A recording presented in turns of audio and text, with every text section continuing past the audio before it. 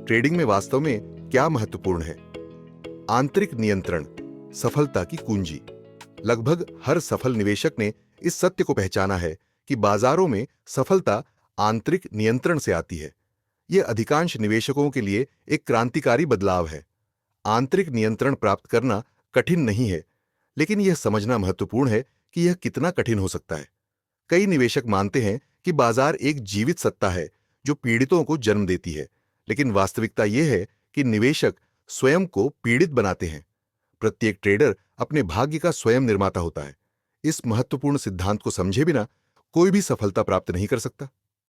Trading सफलता से जुड़े तथ्य। जोखिम नियंत्रण। अधिकांश सफल बाजार पेशेवर जोखिम को नियंत्रित करके सफलता प्राप्त करते हैं। हालांकि जोखिम नियंत्रण हमारी स्वाभाविक प्रवृत्तियों के विरुद्ध जाता है और इसके लिए जबरदस्त आंतरिक नियंत्रण की आवश्यकता होती है। लाभ हानि अनुपात। अधिकांश सफल ट्रेडर्स की सफलता दर केवल 35 से 50% होती है। वे इसलिए सफल नहीं हैं क्योंकि वे कीमतों का सटीक पूर्वानुमान लगाते हैं, बल्कि इसलिए सफल होते हैं क्योंकि उनके लाभदायक ट्रेडों का आकार उनके हानियों से कहीं अधिक होता है। यह भी जबरदस्त आंतरिक नियंत्रण की मांग करता है। विपरीत निवेश दृष्टिकोण। अधिकांश सफल रूढ़िवादी निवेशक विपरीत दृष्टिकोण अपनाते हैं। वे तब खरीदते हैं जब बाकी सब डरते हैं और तब बेचते हैं जब बाकी सब लालची होते हैं। वे धैर्य रखते हैं और सही अवसर की प्रतीक्षा करते हैं। यह भी आंतरिक नियंत्रण का एक महत्वपूर्ण पहलू है। ट्रेडिंग सफलता का पहला कदम। निवेश में सफलता के लिए आंतरिक नियंत्रण सबसे आवश्यक तत्व है।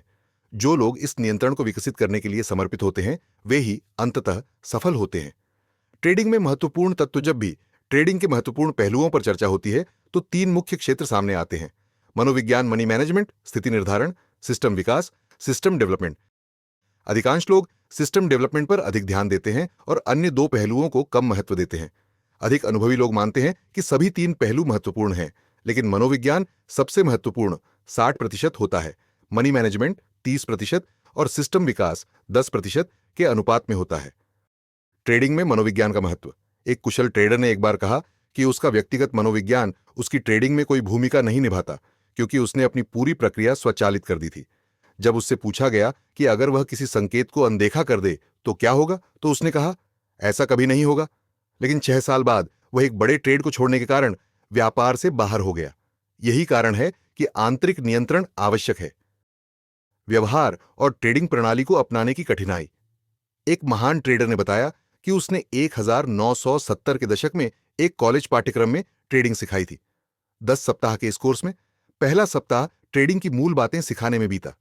दूसरा सप्ताह डोंचियन की 10 से 20 मूविंग एवरेज क्रॉसओवर प्रणाली को सिखाने में लगा। शेष 8 सप्ताह केवल छात्रों को यह समझाने में लगे कि वे इस प्रणाली को अपनाएं और इसके द्वारा उत्पन्न होने वाले नुकसानों को स्वीकार करें। ट्रेडिंग पूरी तरह से मनोविज्ञान पर निर्भर है। मैंने लंबे समय से यह तर्क दिया है कि ट्रेडिंग 100% मनोविज्ञान पर आधारित है, जिसमें स्थिति निर्धारण और सिस्टम विकास भी शामिल है। क्योंकि हम मनुष्य हैं, रोबोट नहीं। किसी भी व्यवहार को अपनाने के लिए हमें उसे मानसिक रूप से संसाधित करना पड़ता है। ट्रेडिंग प्रणाली को डिजाइन और निष्पादित करने के लिए व्यवहार आवश्यक है, और किसी भी व्यवहार को दोहराने के लिए उसके अवयवों, इंग्रेडिएंट्स को सीखना जरूरी है। यही वह जगह है जहां मॉडलिंग की विज्ञान महत्वपूर्ण भूमिका निभाती है।